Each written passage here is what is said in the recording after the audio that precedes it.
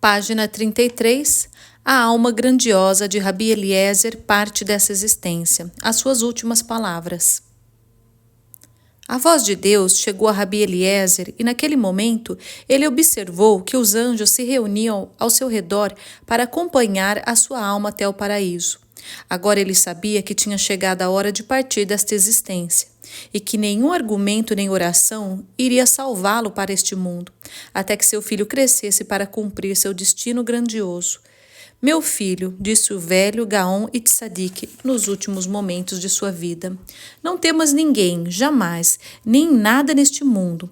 Tema somente a Deus com todo o teu coração e com todo o teu ser. Ama cada um e a todos do nosso povo, não importando quem, o que e aonde ele estiver. Grava bem e lembra-te sempre das minhas palavras. Essas palavras de seu santo pai ficaram gravadas sempre no seu coração e guiaram para sempre o objetivo de sua vida. O Baal Shem Tov na sua juventude.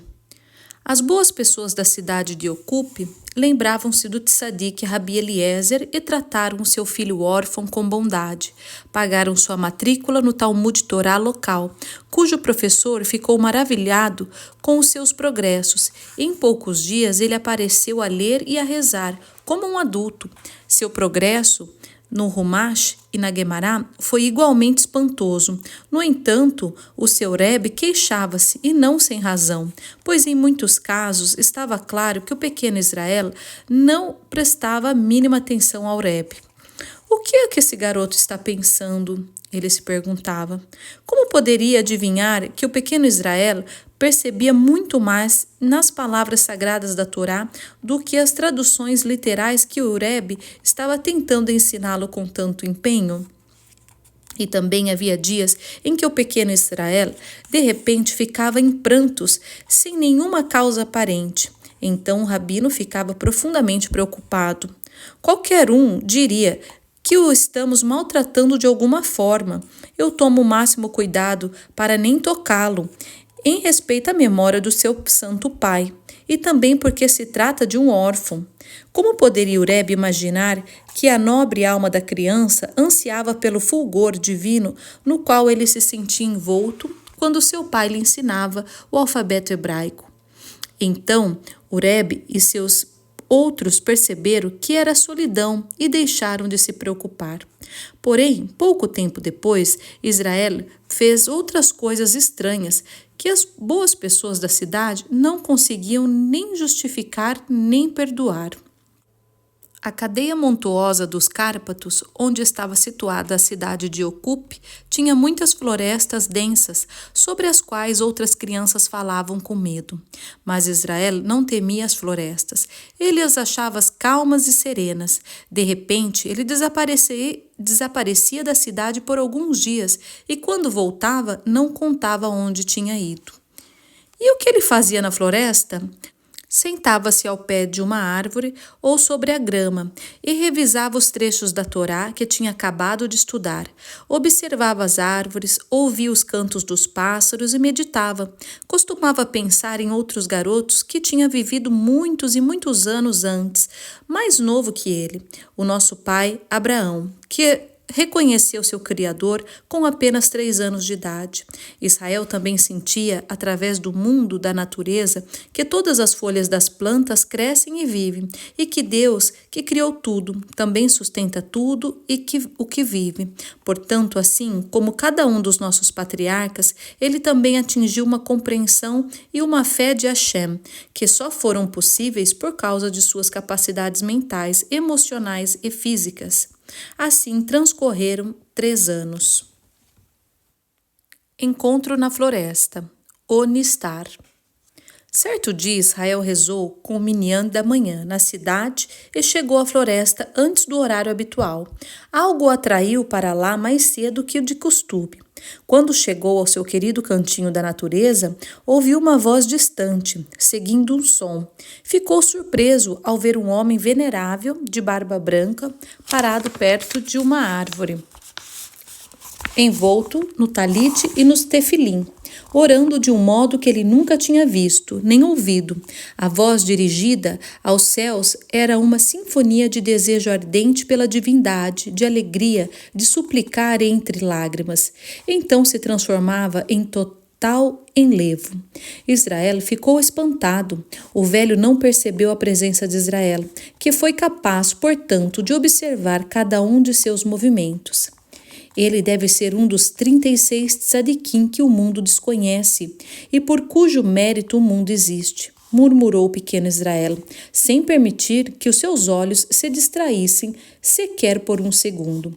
Finalmente, o homem terminou as suas orações, entoou alguns capítulos dos Salmos com voz suave e melodiosa, pegou um livro e estudou a Torá com imensa concentração e deleite durante um considerável período de tempo. Israel já tinha observado muitos do seu povo no Beit Hamidrash rezando e estudando a Torá, mas esse Devnin e esse aprendizado eram singulares na sua experiência.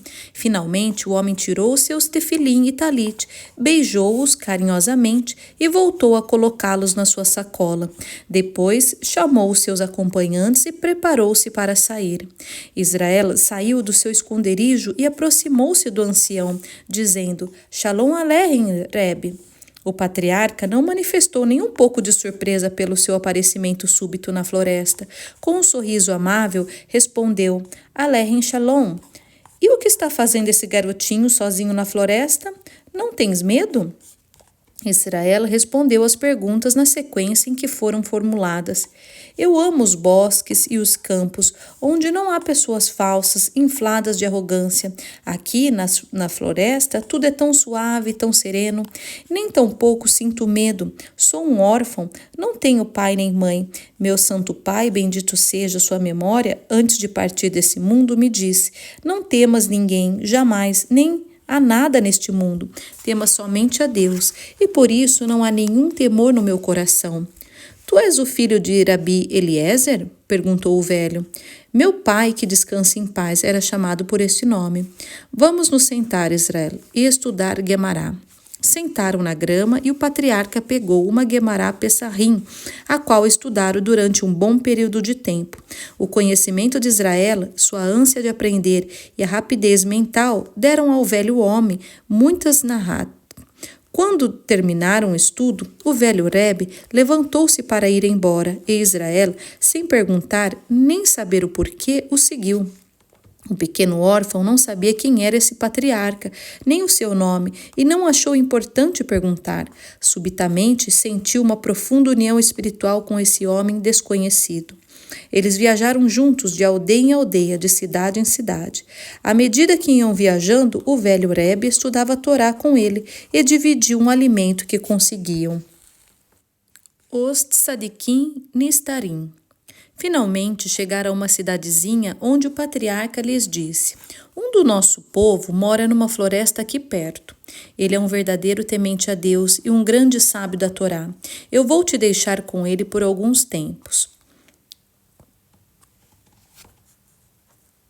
Entraram na floresta e pouco tempo depois chegaram a uma pequena cabana, onde morava um homem chamado Rebbe Meir, que trabalhava com carvão. Israel percebeu imediatamente que seu novo mentor não era um homem comum, mas um tzadik, um profundo conhecedor da Torá e talvez um dos 36 tzadikim por cujo mérito o mundo existe, mas dos quais o mundo desconhece a existência. Durante os 4 anos em que Israel ficou com o Rebbe Meir, dedicou a maior parte do seu tempo ao estudo da Torá. Todos os dias, eles iam até a cidade para rezar com o Minyan. Ninguém prestava atenção a Rebbe Meir, porque achavam que ele fosse apenas um homem comum, de pouca sabedoria e piedade. À medida que o tempo foi passando, Israel notou que muitos homens extremamente piedosos e instruídos paravam na modesta cabana do Rebbe Meir, disfarçados de forasteiros ou operários. Esses homens santificados tinham uma missão nesta existência: acender nos corações do nosso povo o desejo de atingir o que há de melhor e de mais nobre na humanidade através da doçura da nossa Torá.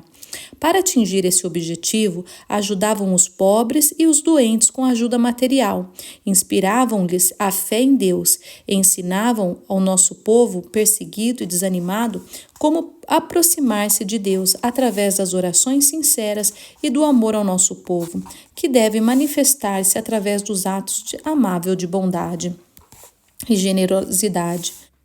O Baal Shem Tov tinha 14 anos de idade quando se tornou membro sênior desses Tzadikim Nistarim, que significa Sociedade Secreta dos Justos, cujos nobres feitos eram conhecidos somente por eles mesmos. Como os demais membros, ele era tão escrupuloso em seu modo de vida que ninguém suspeitava, na sua tenra idade, que já fosse um Gaon e um Tzadik.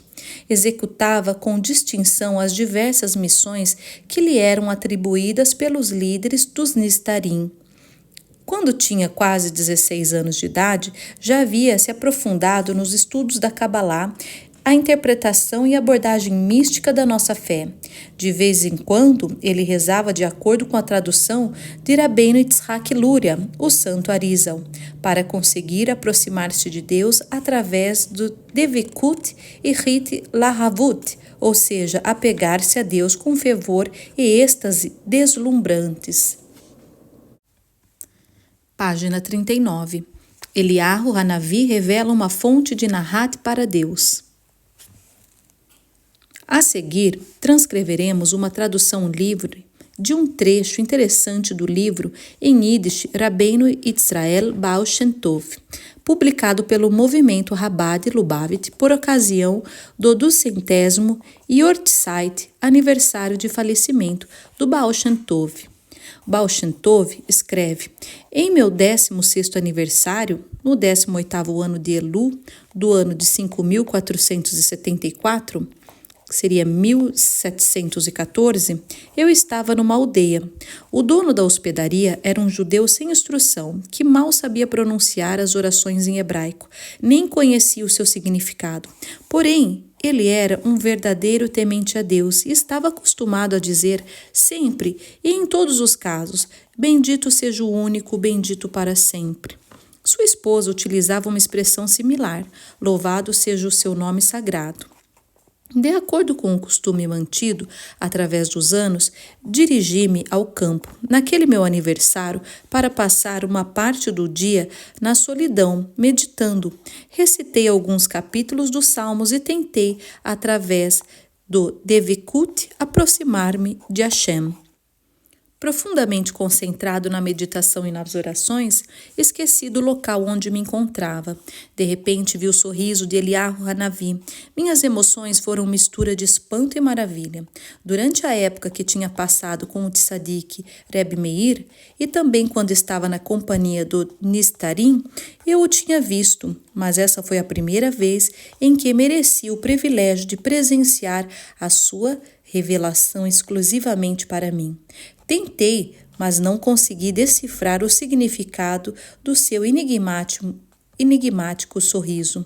Ele disse: estás te esforçando tanto para obter uma comunhão mais próxima com Deus através do Devikut e estudando profundamente os segredos ocultos nas combinações das primeiras com as últimas letras das nossas orações?